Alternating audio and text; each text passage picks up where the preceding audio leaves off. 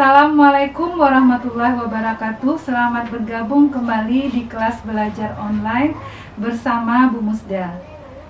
Sebelum kita mulai pembelajaran pada hari ini, perkenankanlah terlebih dahulu Ibu mengutip firman Allah Subhanahu wa taala dalam surat Ar-Rum ayat 22 yang berbunyi, "Dan di antara tanda-tanda kebesarannya ialah penciptaan langit dan bumi, perbedaan bahasamu dan warna kulitmu.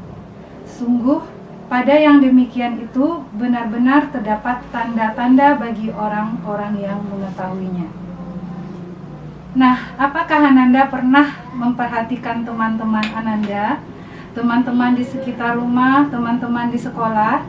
Jika Ananda perhatikan, akan terlihat perbedaan bentuk wajah, warna kulit, postur tubuh, dan ciri lainnya di antara mereka. Dari manakah ciri-ciri Ananda dan ciri-ciri teman-teman Ananda tersebut? Agar dapat memahaminya, marilah kita mulai pembelajaran pada pagi ini. Sebelum kita lanjutkan, bagi Ananda Ibu yang belum subscribe, silakan subscribe terlebih dahulu. Berikan like dan komen serta share untuk mendapatkan pembelajaran-pembelajaran berikutnya. Baiklah Ananda, pada pagi hari ini kita akan mempelajari tentang pewarisan sifat, yaitu materi genetik. Dalam kehidupan sehari-hari, sering kita melihat ada bayi yang terlahir dengan kulit putih, ada bayi yang terlahir dengan kulit hitam, ada yang terlahir dengan mata sipit, dan ada yang terlahir dengan mata bulat. Ada juga yang terlahir dengan hidung yang mancung, dan ada yang terlahir dengan hidung yang pesek. Ada yang terlahir dengan mata berwarna coklat, dan ada yang terlahir dengan mata berwarna biru. Bahkan ada yang terlahir dengan rambut yang tebal dan keriting, ada juga yang terlahir dengan rambut yang lurus. Kenapa semua ini terjadi? Apa penyebabnya? Penyebabnya adalah gen. Gen merupakan unit pewarisan sifat pada makhluk hidup. Ciri atau sifat yang ada pada setiap orang adalah warisan dari orang tua yang diwariskan dari materi genetik, yang nantinya akan menjadi penentu warna kulit, bentuk hidung, bentuk dan warna mata, bentuk dan warna rambut, dan bentuk dari sifat lainnya. Gen ini diwariskan melalui sel sperma ayah dan melalui sel ovum dari ibu. Gen terdapat di dalam kromosom. Gen ini berfungsi mengatur metabolisme dan pembentukan protein.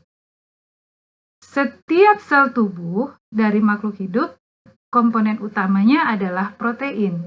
Sehingga ada perbedaan gen berarti ada perbedaan protein. Dan inilah yang menyebabkan perbedaan sifat. Oke, baiklah Ananda, mari kita bahas terlebih dahulu tentang kromosom. Nah, di dalam inti sel terdapat benang-benang kromatin, di mana benang-benang kromatin ini akan memadat menjadi kromosom ketika sel akan membelah. Kalau kromosom ini kita perbesar, ini terlihat dari gambar, ini adalah sel dari kulit dan terdapat benang-benang kromatin. Kalau kromosom ini kita perbesar, maka kita akan melihat gumpalan benang yang sangat halus dan sangat panjang, yang disebut dengan kromatin. Kromatin ini berbentuk seperti gulungan benang yang sangat halus dan akan terlihat strukturnya seperti untaian ganda yang berpilin, atau disebut dengan double helix. Double helix inilah yang disebut dengan DNA. Dan DNA inilah nantinya yang akan membawa gen. DNA melilit pada sebuah molekul, yaitu molekul protein yang disebut dengan protein histon. Nah, apa pula itu kromosom? Kromosom merupakan struktur pembawa materi genetik yang terdiri dari rangkaian DNA yang sangat panjang dan protein pengikat DNA tersebut. Kromosom dapat kita lihat pada sel-sel akar bawang yang mengalami pembelahan.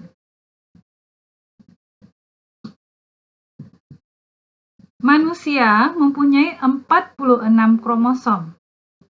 Kalau kromosom ini kita susun, maka kita akan punya 23 pasang kromosom. Terlihat dari gambar, ini ada 23 pasang kromosom laki-laki dan 23 pasang kromosom perempuan.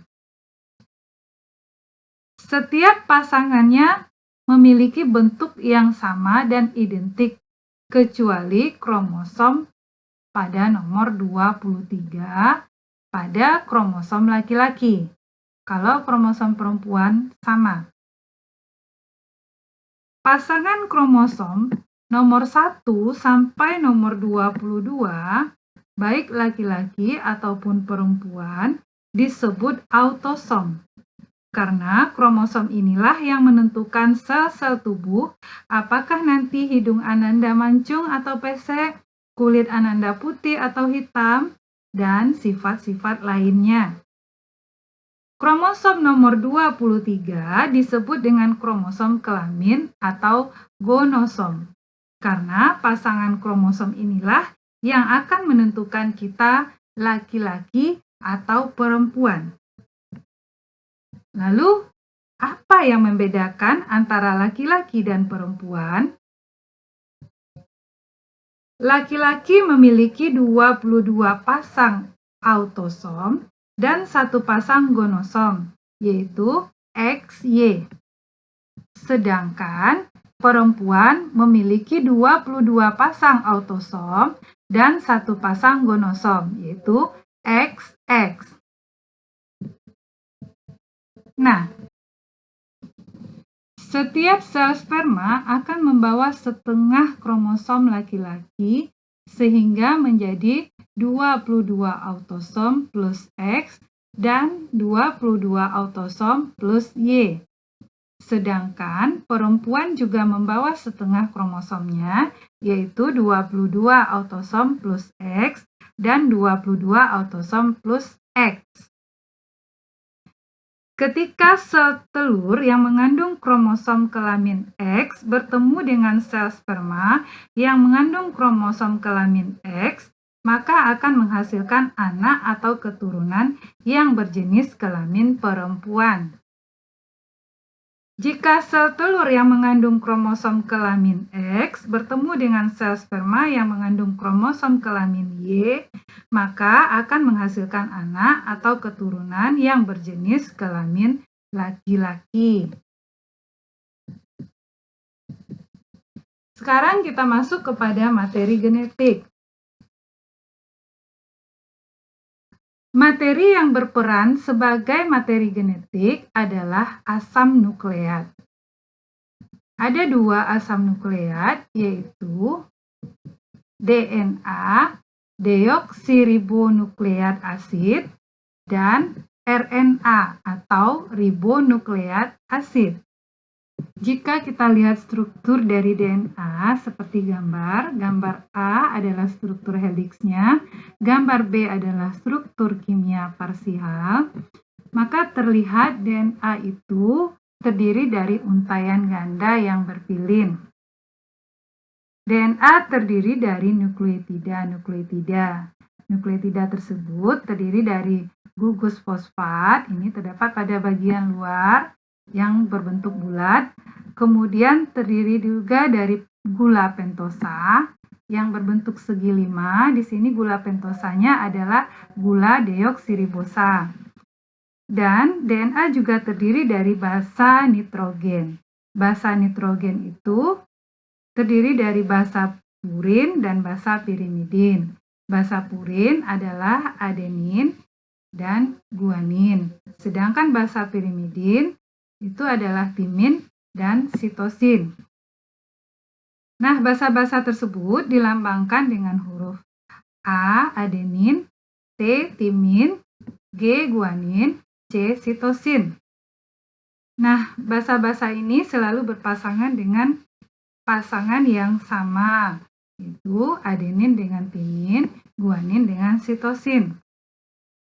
Urutan dari basa nitrogen inilah yang nantinya akan menjadi kode genetik.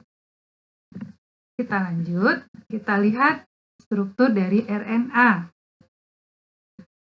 Berbeda dengan DNA, RNA tidak berpilin. Untaiannya tunggal.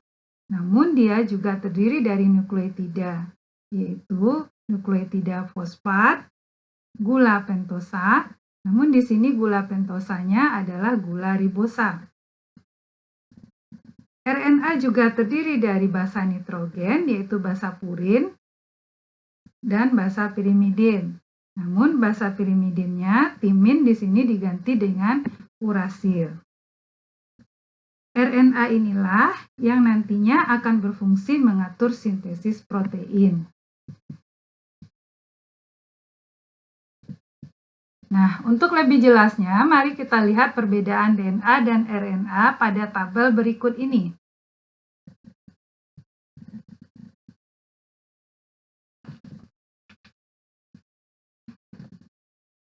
Kenapa perbedaan gen akan menyebabkan perbedaan sifat pada makhluk hidup?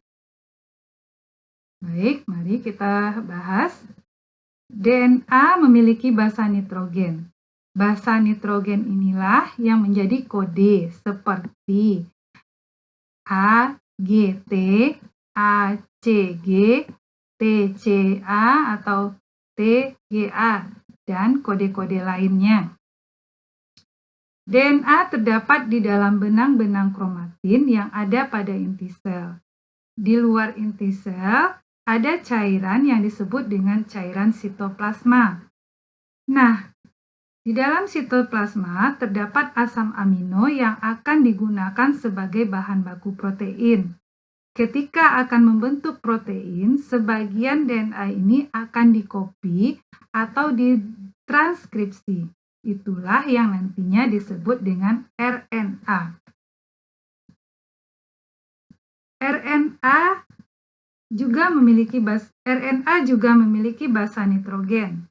Karena ukurannya yang halus, dia akan mudah keluar dari inti sel dan ditangkap oleh ribosom. Apa itu ribosom?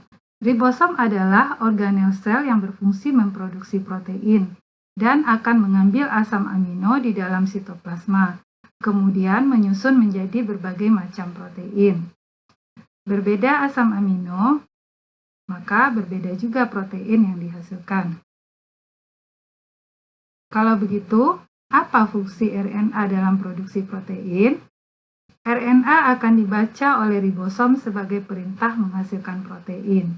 Urutan basa nitrogen pada RNA akan menjadi penentu asam amino untuk menyusun proteinnya.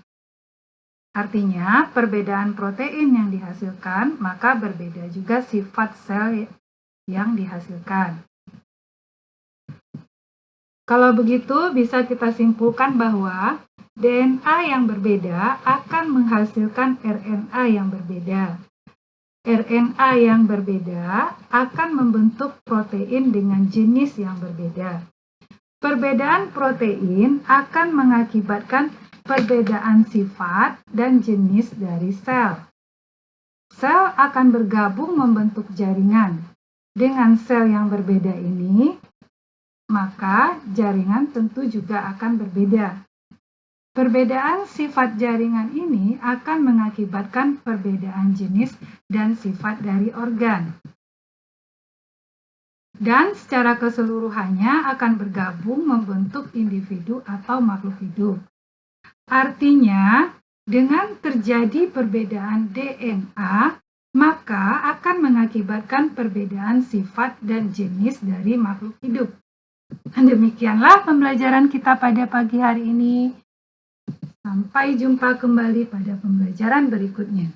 Demikianlah pembelajaran kita pada pagi hari ini.